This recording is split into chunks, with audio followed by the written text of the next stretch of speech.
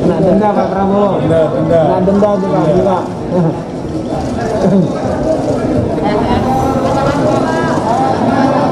Pak tengah Pak, ya.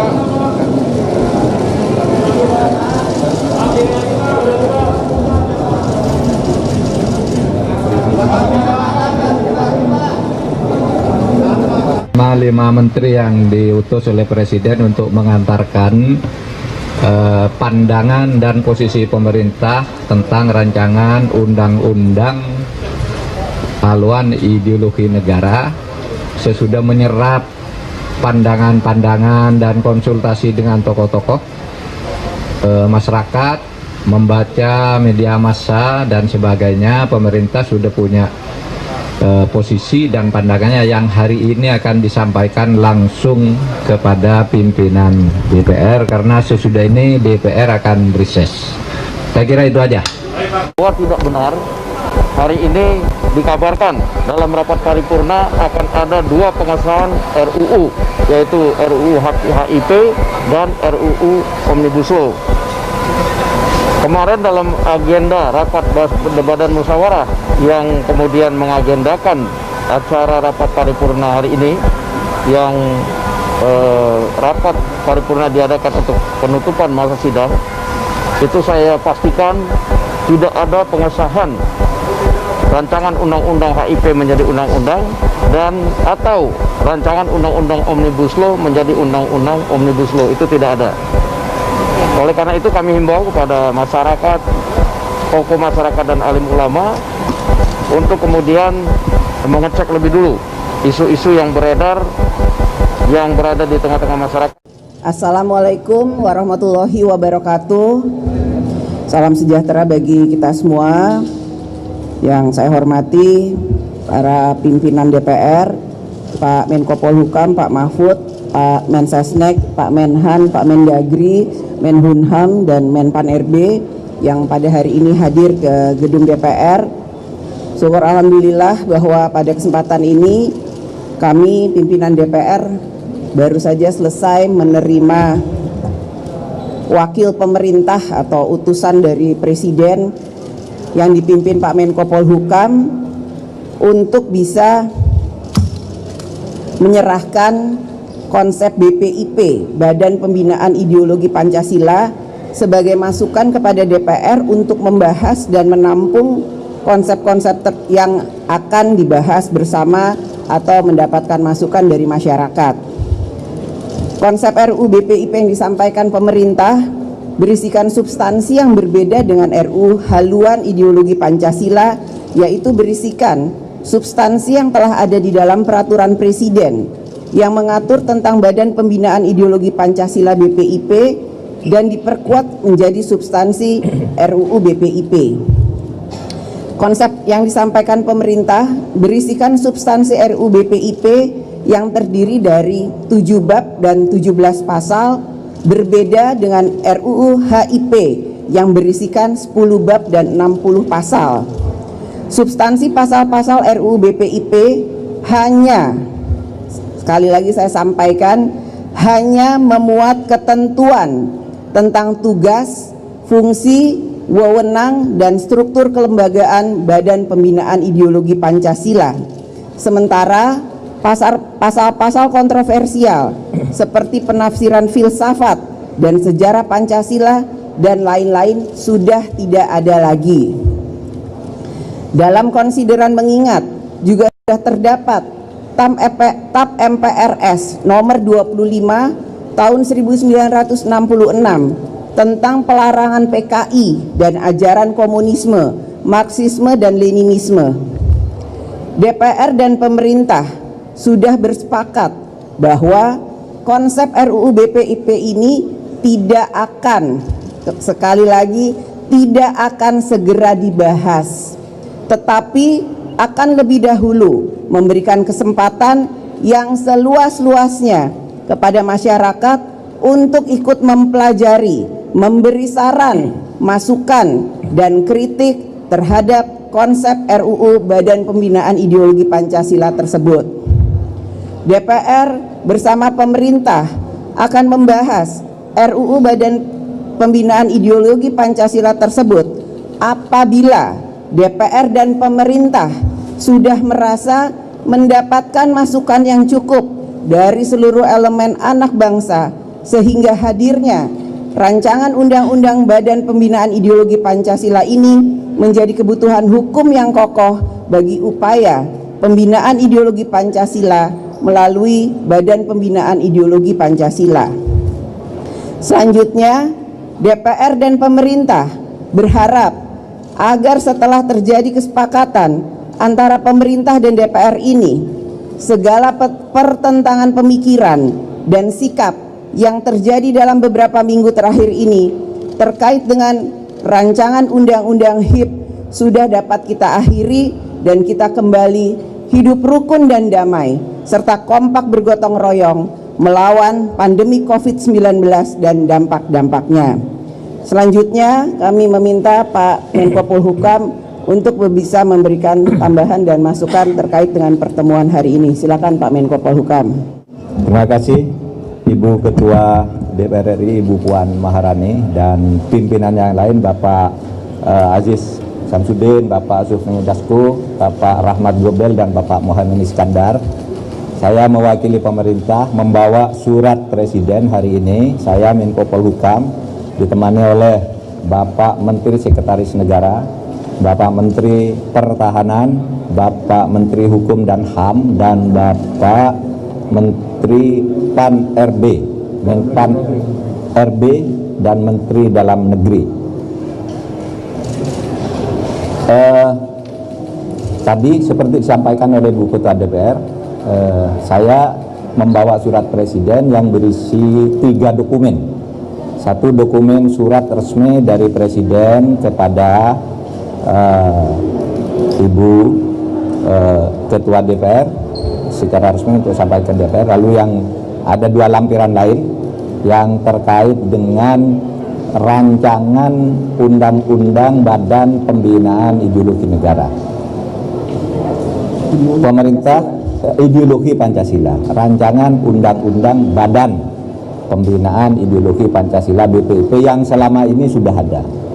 Nah, isi rancangan undang-undang ini memang dulu merespon perkembangan masyarakat tentang ideologi Pancasila, sehingga kami di dalam rancangan undang-undang ini menyatakan seperti disampaikan oleh Bu Puan tadi, kalau kita bicara pembinaan dan pengembangan ideologi Pancasila, maka TAP MPRS nomor 25 tahun 66 itu harus menjadi pijakannya, salah satu pijakan pentingnya.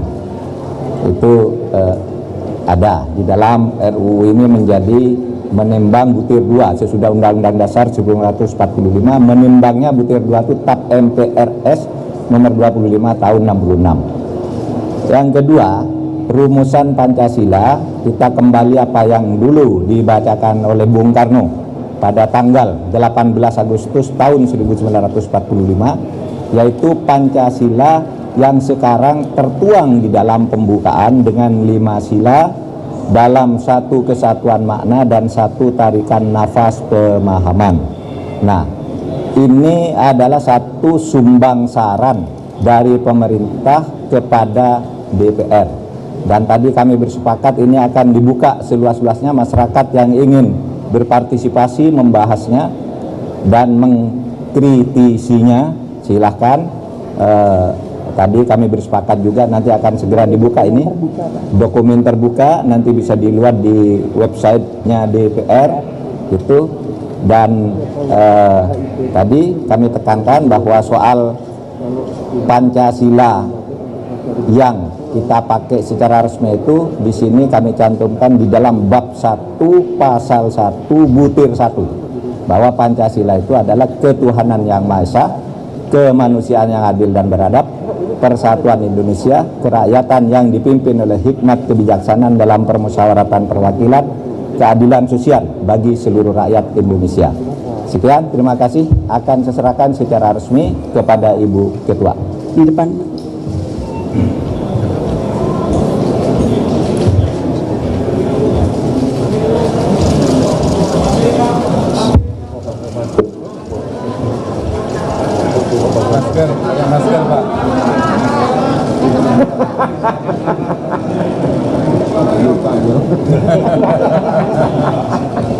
Denda Pak Prabowo. Kena denda juga.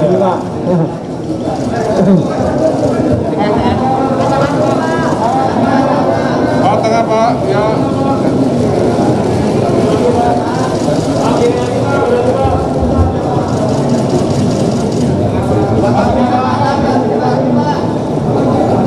Silakan DPR sesudah itu mau dibawa ke proses legislasi apakah prolegnas atau apa, tetapi pemerintah akan menyatakan sikap seperti itu. Satu, prosedur yang minta mendengar aspirasi masyarakat. Yang kedua, substansi, bahwa TAP MPRS itu final dan Pancasila yang sah resmi itu adalah Pancasila tanggal 18 Agustus 1945 yang bunyinya tidak bisa dikurangi dan tidak bisa ditambah.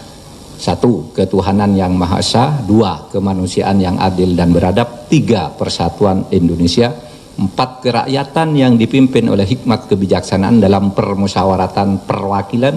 Yang kelima, keadilan sosial bagi seluruh rakyat Indonesia. Itu tidak bisa dikurangi, tidak bisa diperas, tapi juga tidak bisa ditambah. Itu posisi pemerintah. Soal-soal lain bisa didiskusikan di luar itu.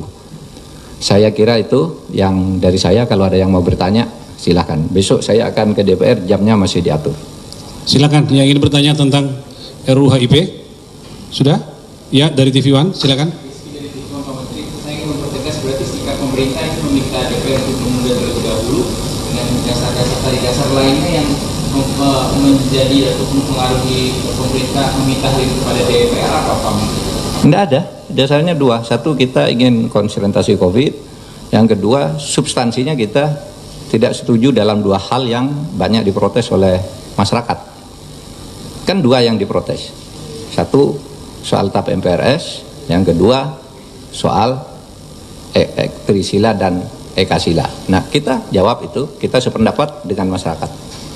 Jadi biar nanti DPR kapan mau melakukannya di dalam proses legislasi. Jadi saudara, ini masalah ketatanegaraan, sehingga kita itu pemerintah meskipun punya sikap tidak bisa menyatakan cabut gitu, nggak bisa.